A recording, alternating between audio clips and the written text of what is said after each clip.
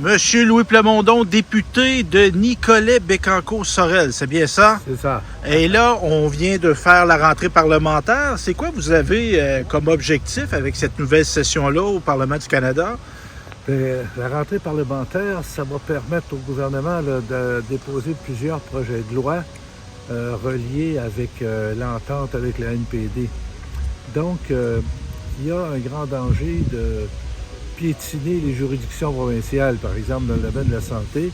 Là, le gouvernement a annoncé qu'il déposerait un projet de loi pour les soins dentaires, qui est une juridiction provinciale. Mais il veut envoyer un montant de 600 $, par exemple, à toutes les familles dont le revenu est de moins de 60 000. Alors ça veut dire que nous, au Québec, déjà ceux de 10 ans et moins, on a un programme.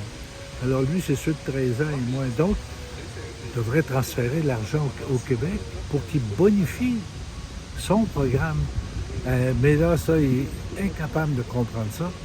Puis dans les autres provinces, il n'y en a pas de programme, donc ils vont envoyer le 600 $. Mais est-ce qu'il va vraiment, le 600 $ aller pour les dents des enfants ou s'il va aller pour changer le téléviseur, tu sais?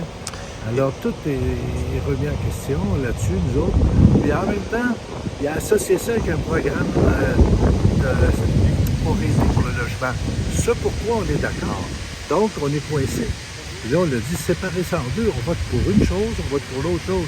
Mais là, il veut faire un seul vote pour les deux pour qu'il puisse dire qu'on a refusé le logement, alors qu'on était au fond seulement contre l'histoire du vote pour les soins dentaires.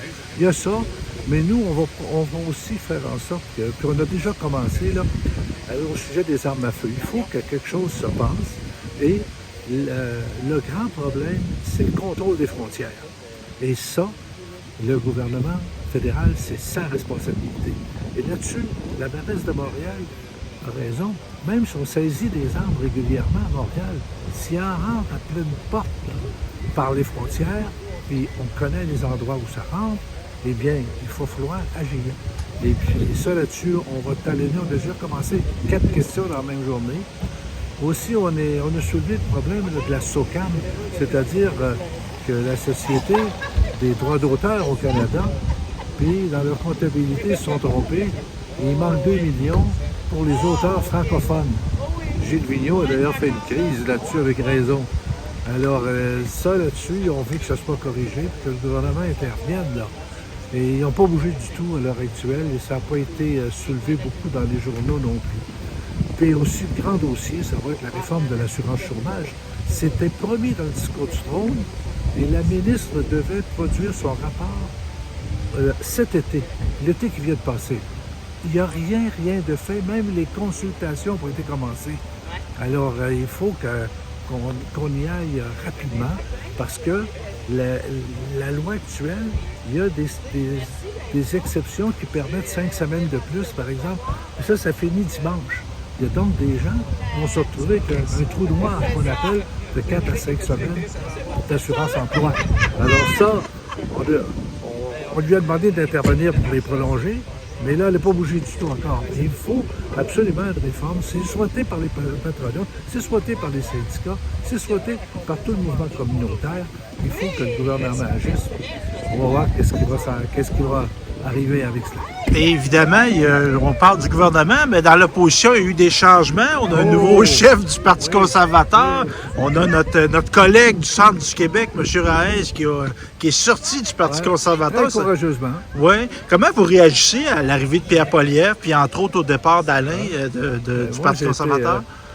Disons d'abord qu'Alain, ça a toujours été un député que je respecte beaucoup, parce qu'il est près de ses citoyens, il s'occupe de ses dossiers, c'est un bon communicateur, c'est un gars qui est fidèle à ses principes. Et avoir le courage de sortir comme cela, moi je l'ai vécu quand j'étais progressiste conservateur et qu'on l'entente du Lac-Meach n'a pas eu lieu. Et je sais que c'est difficile de laisser tous les confrères, de dire moi là, j'y vais avec mes principes, je m'en vais. Ça, j'ai trouvé ça très courageux. Au niveau de l'arrivée de Poilievre, Poilievre, il arrive avec un peu sa méthode à l'américaine, malheureusement. Et ça, il n'a pas changé dans ses premières interventions, dans son langage. Et il est très habile pour poser des questions, pour piquer au vif, mais c'est toujours avec une orientation de conservateur social, plus qu'un conservateur économique. C'est la grande différence par rapport au progressiste conservateur, par exemple. Alors, on va voir ce que ça va donner, mais pour cette semaine, il a été égal à lui-même.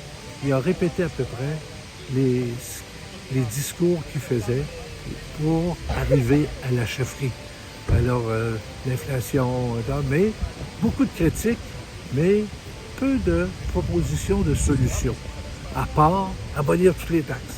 Ben oui, mais le gouvernement, il vit avec ça, des taxes. Là, il faut aller plus loin que ça. Il faut aller dans des réformes. Mais bien, il ne les propose pas encore. Ben merci, M. Plamondon, pour votre temps bien gentil. Ça fait plaisir.